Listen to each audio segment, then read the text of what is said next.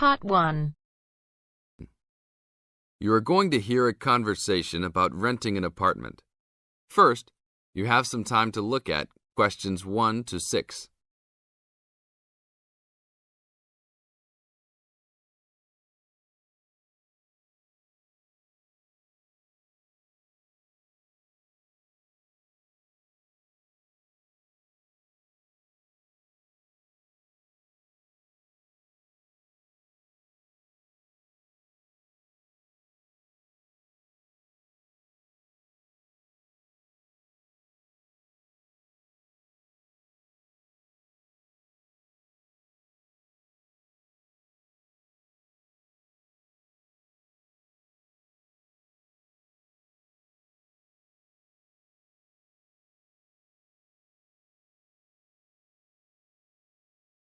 Now listen to the tape and answer questions 1 to 6.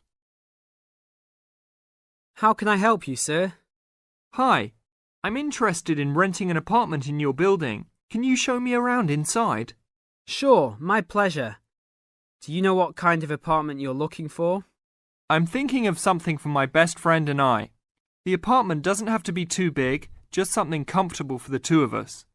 I'm looking for a kitchen, 2 bedrooms and a bathroom, just something simple. Okay, well, let me show you what we have to offer. We divide our apartments into 3 categories. There are standard apartments, upgraded standard apartments, and luxury apartments. Please follow me. This apartment just went up for rent yesterday. The old tenants moved into a larger one. This apartment is what I call the standard apartment. It's small, but has everything you need. The kitchen comes with a refrigerator, an oven, and a stove. There is 1 bathroom with a shower, but no bathtub. The rooms are a good size, and both have their own closets. The living room has enough space for a couch. We will provide a television for you. These apartments are very popular with students because they are affordable and practical. Right now, we are renting these out for only $1,000 a month. I think this is a little bit on the small side. There's no space for a dining table or even for an extra desk. We will both need room to study. If there are guests over, we hope to be able to have a dining table big enough for at least 4 people. Do you have anything slightly larger? Maybe just an apartment with a bigger living room? Well, let's take a look.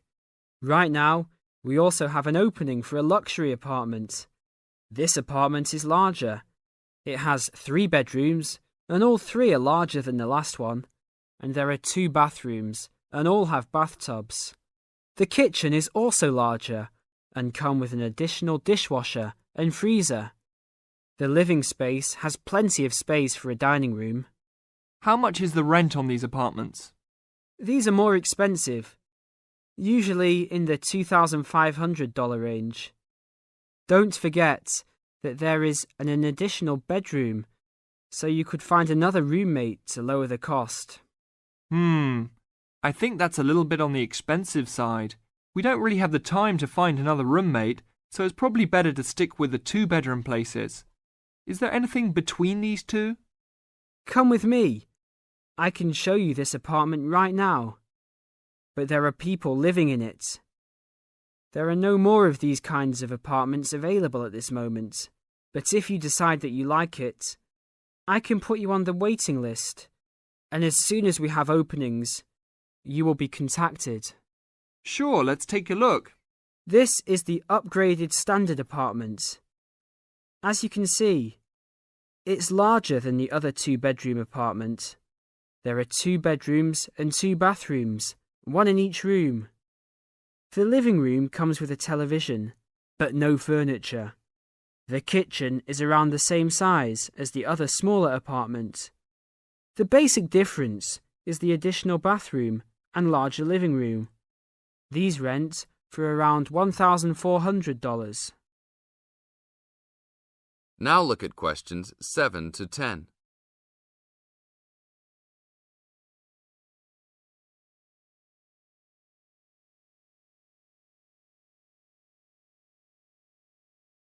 Now listen to the tape and answer questions 7 to 10. Seems like a good deal. Do you know when an apartment like this will be available? That's hard to say. I know these people who live here right now should be graduating soon, so they might be moving out. Well, I guess I'll put my name on the waiting list. Hopefully there'll be an opening as soon as possible. That sounds like a good plan. I will notify you as soon as we have vacancies. You will have to leave us some information and a student identification number. Sure, no problem. My full name is Robert Jack Browning. Could I have your age, please? I'm 38. Your major? I'm studying biology. How about naming some of your hobbies? Fishing, golf, watching movies, and spending time with my family. Sounds like a good life. What is the price range of the apartment you are looking for? Somewhere between $1,000 to $1,500. Your student identification number, please. QS 45890. Could you repeat that? QS 45890. Lastly, could you leave us a phone number? Okay, it's area code 236 580 2287. Thank you very much. I will give you a call as soon as possible. That is the end of part 1. You now have half a minute to check your answers.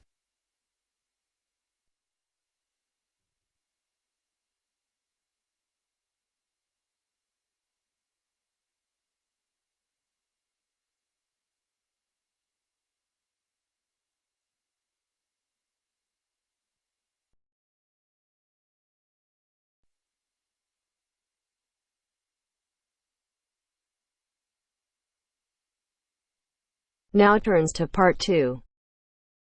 Part 2. You will hear a tour guide talking to her tour group. First, you will have time to look at questions 11 to 15.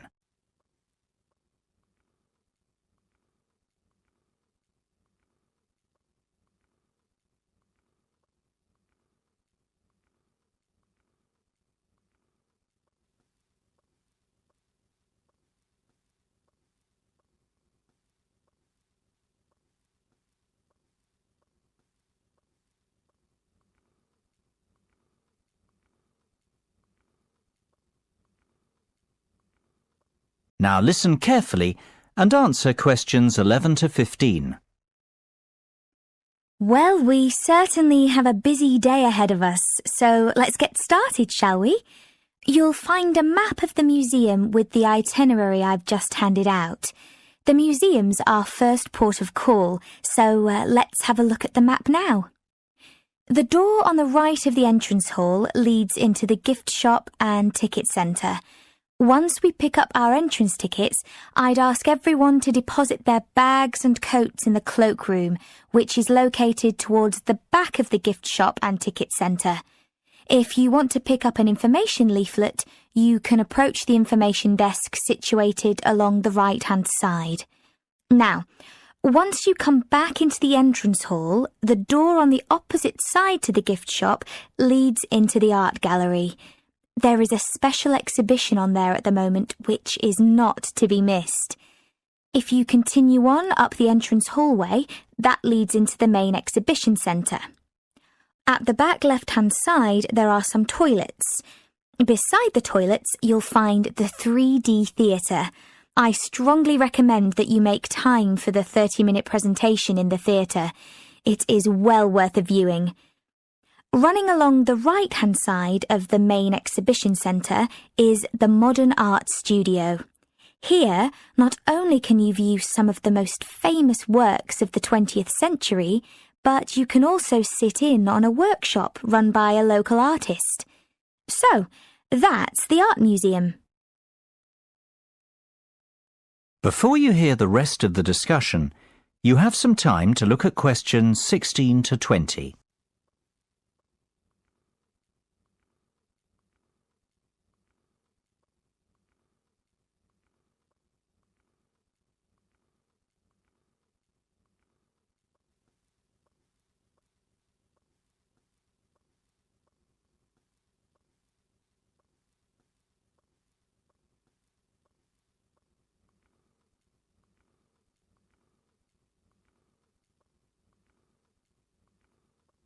Now listen and answer questions 16 to 20. Next on the itinerary is the aquarium. Depending on how long we spend at the museum, we might have to give this one a miss.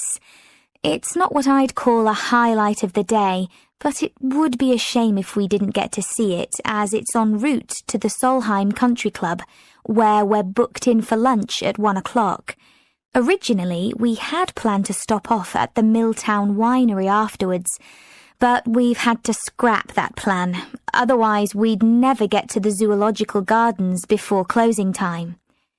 We have pre-booked the gardens and must be there by 2:30, so no dilly-dallying please after lunch. Straight back onto the bus. The gardens close at 3:30, so we've an hour there, which should give us ample time to look around. Time allowing, we'll stop off at the famous Stout Brewery after that, if traffic isn't too heavy, and we're in Lincoln before 5. If not, we'll head straight for the National Concert Hall, where you're in for a real treat of an evening, with a performance from the world-renowned cellist, Andrei Borovsky. We have to be in our seats by 6:30 sharp. After that, it's back to the hotel for the night, where a buffet meal will be waiting for us at 8:30, or whenever we get back. That is the end of part 2. You now have half a minute to check your answers.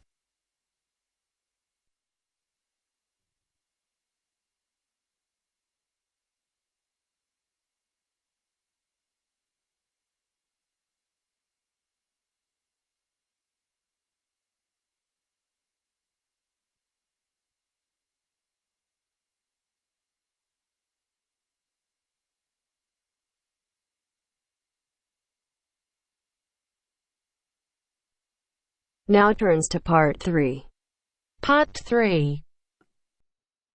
You will hear part of a radio program about do-it-yourself house painting. First, you have some time to look at questions 21 to 24.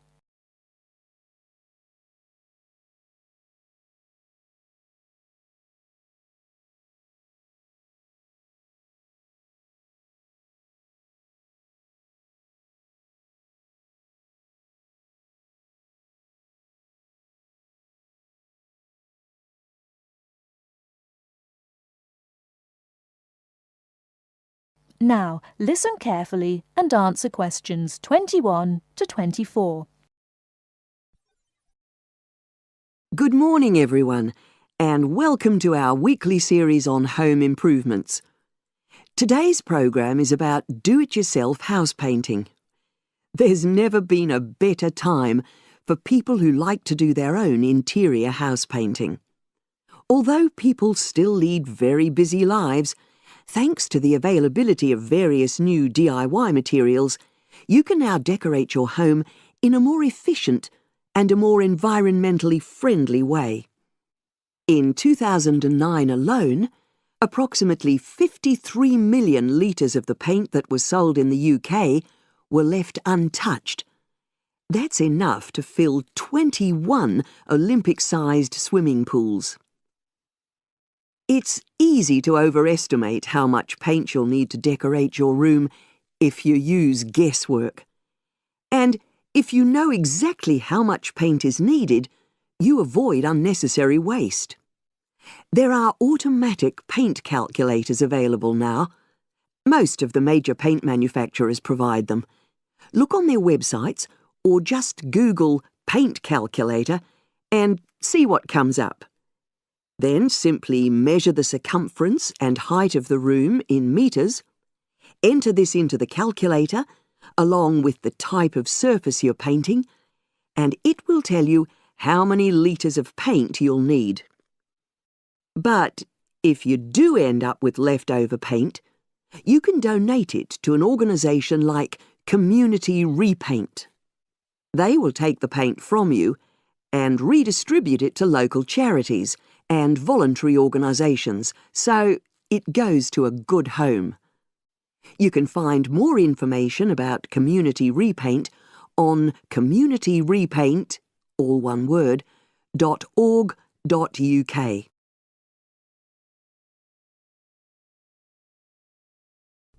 Before you hear the rest of the talk, you have some time to look at questions 25 to 30.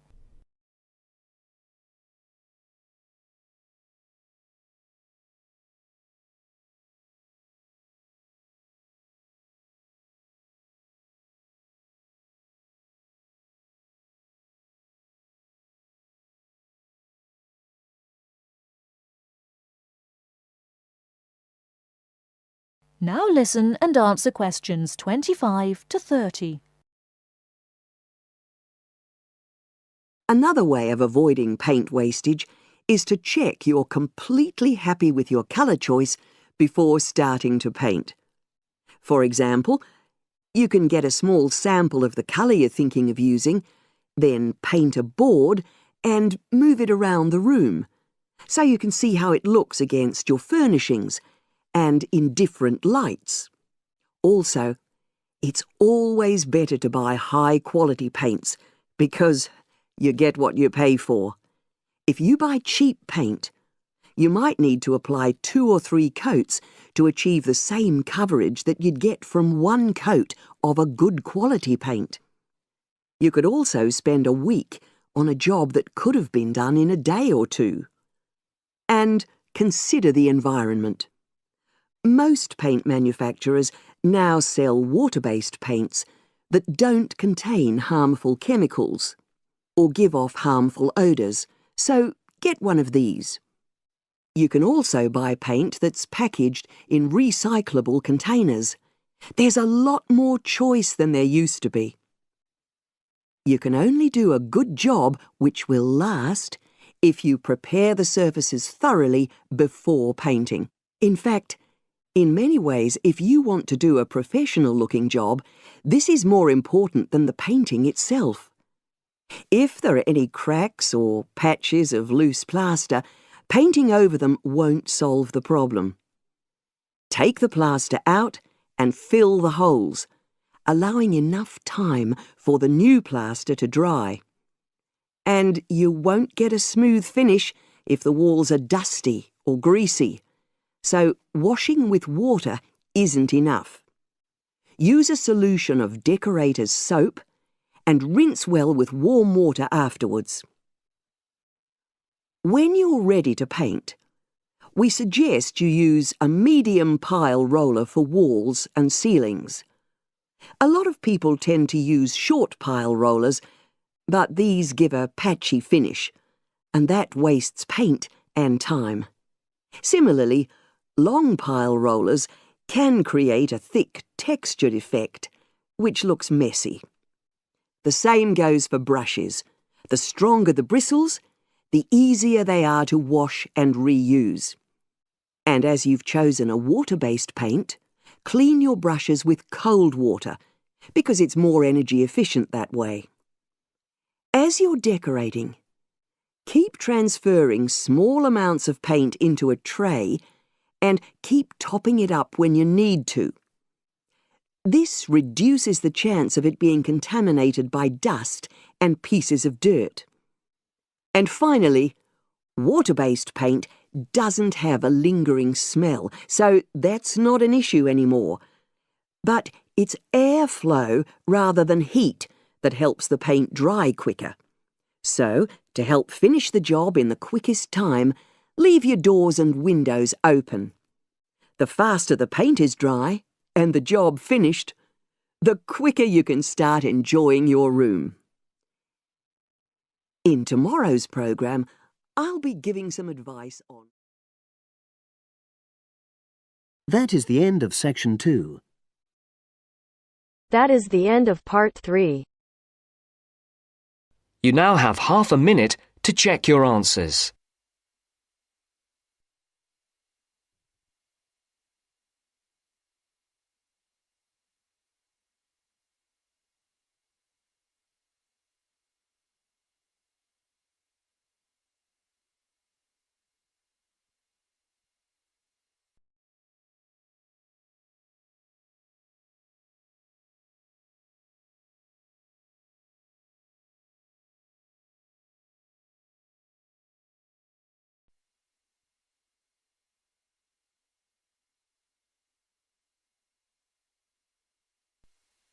Now turns to Part 4.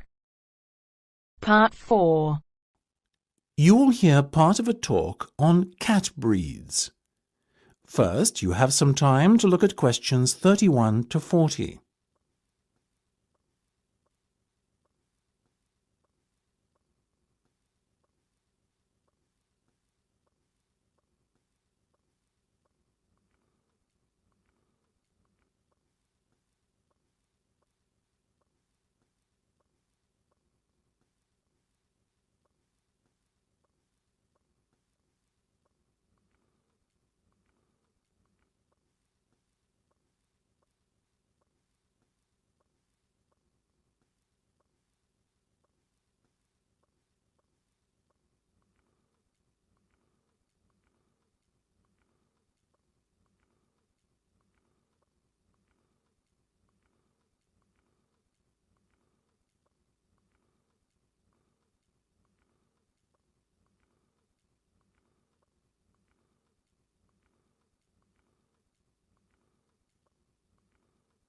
Now listen carefully and answer questions 31 to 40.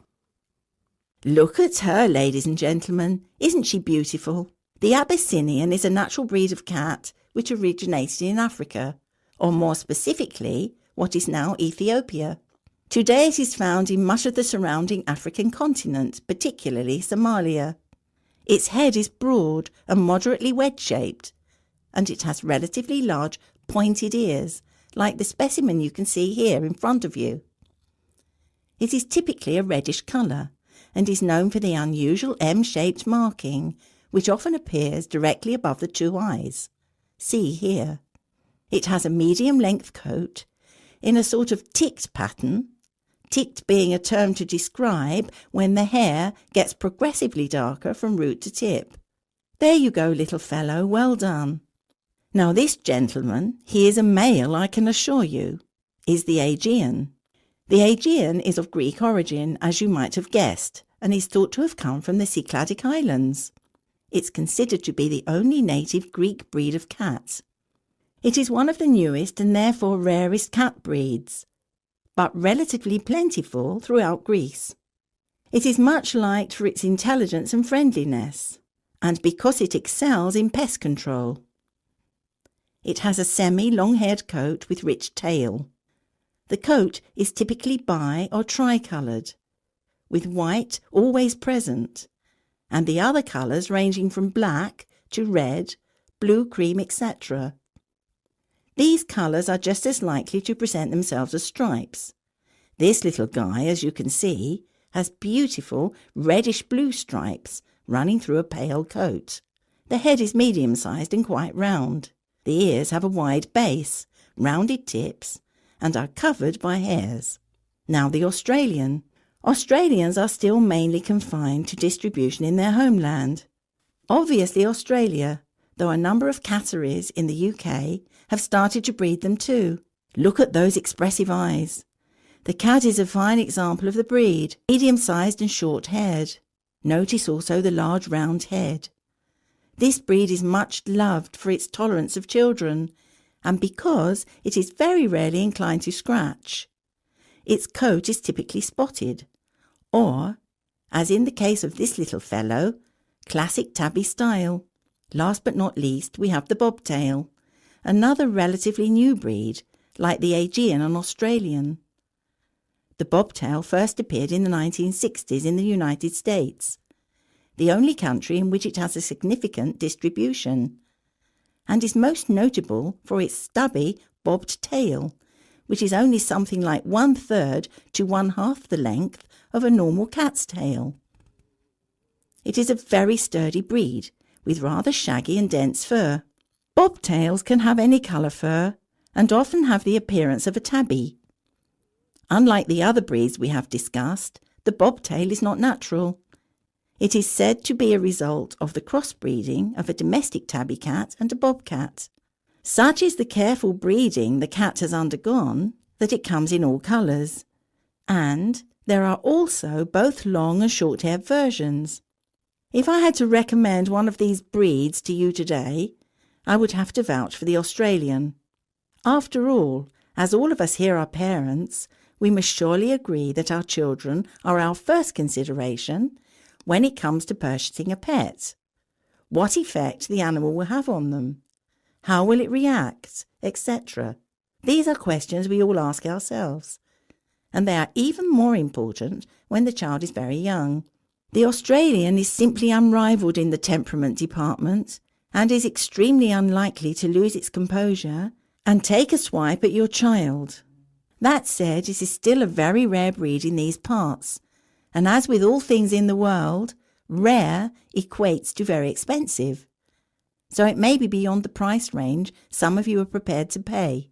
Surprisingly perhaps, though the bobtail is part lynx or bobcat, as they say in the States, it doesn't appear to have inherited any of the wildcat's aggressiveness, and therefore it makes an excellent second best as a pet you can allow to be around children. It is also considerably less expensive. The other two breeds we have talked about both make excellent house pets. However, hand on heart, I could not endorse either as a pet to have around young children. In my view, the child's safety is not something to gamble with. So, if you can afford the extra few quid to lay out for a bobtail, or better still, an Australian, do so. You won't regret it.